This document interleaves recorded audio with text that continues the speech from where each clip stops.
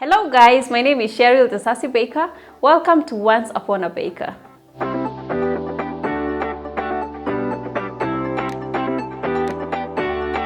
The Sassy Baker is about cake, cake and more cake. I'll be sharing my life and experiences as a baker.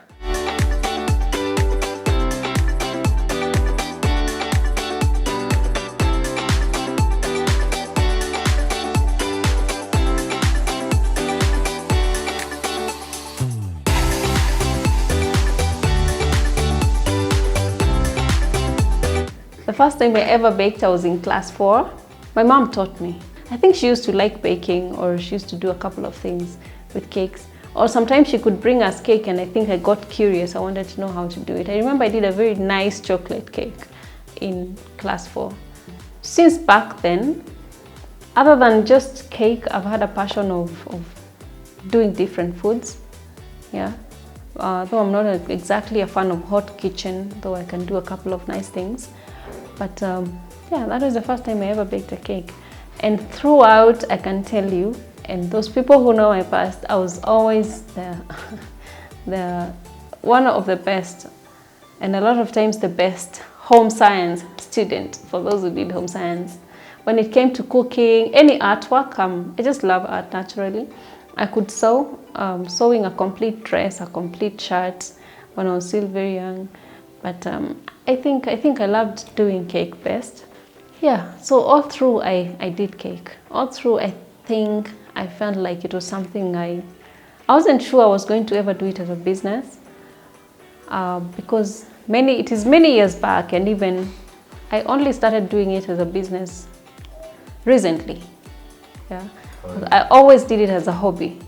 I could bake for friends, I could bake for my parties, I could bake for anyone who feels maybe I do a good job in cake. I could just bake for them until you get that one client, she's not a friend exactly, but she needs cake. Of course you have to now sell, because so that is how I started baking. 8 years or so ago in Mombasa, because I have been in Mombasa for the longest of times, I think for the about 9 point something years. And I'm an events planner and manager, a company called Exovents Limited. I do those things. And I could get clients who come and tell me, I want you to do my wedding, but I know you also do cake, so you have to do my wedding and also deliver the cake. And there was a thin line. I couldn't, just turn them down, or I know I can deliver. Sometimes they're looking for somebody who can really do a good job and they can't find. Then I thought I was there, I could do it. Yeah, have my team do the setup work and have the other people, team help me with the cake. So for some time now, I have done weddings for my clients and also done their wedding cakes and corporate cakes.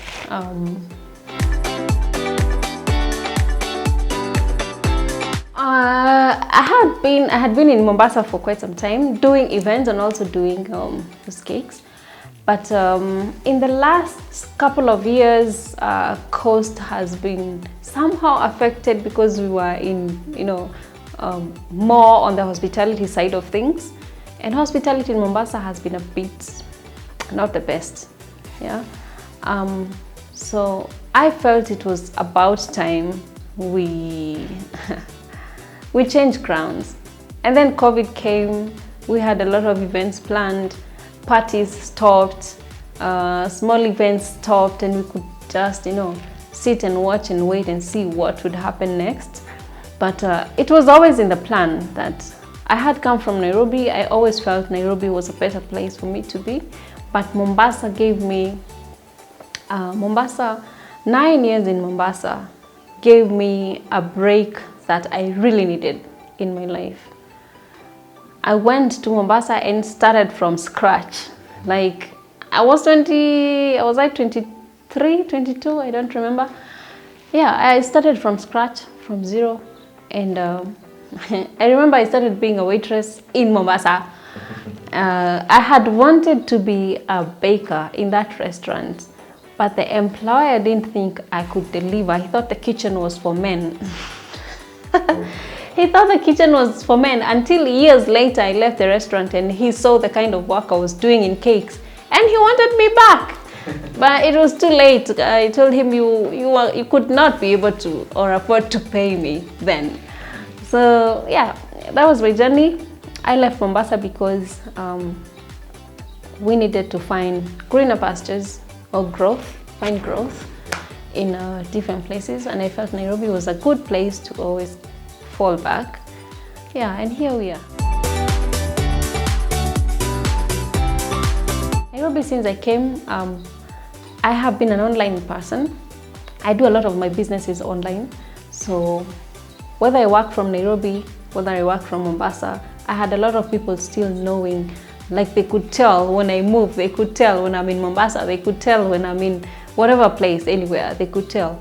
So even when Nairobians came to coast during holidays, or they have families, they have friends, they always reached out. So it was just a transition, a continuation from what I was doing to here. If anything, a lot of clients in Mombasa, my clients in Mombasa have been of very great support because they have friends here, they have families, they have all that.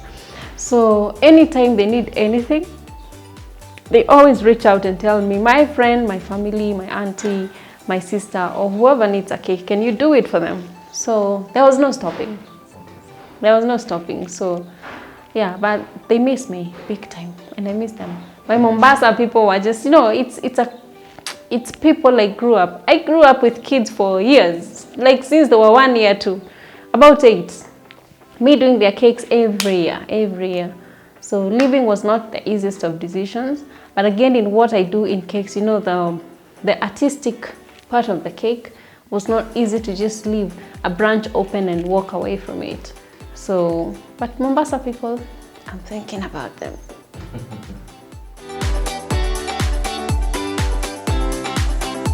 When I came to Nairobi, I was able to open or establish a joint at a shop at Katani Road, Syokimau.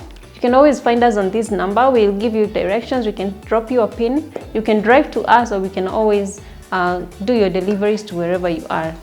Yeah, we are all time online, which I, in the recent times have become the best way for everybody to go about business and shop. So just give us a call on our number, and we'll be able to deliver whatever you want. We'll share with you ideas through your line, through WhatsApp, through your email, whichever mode, and we can deliver to wherever you are.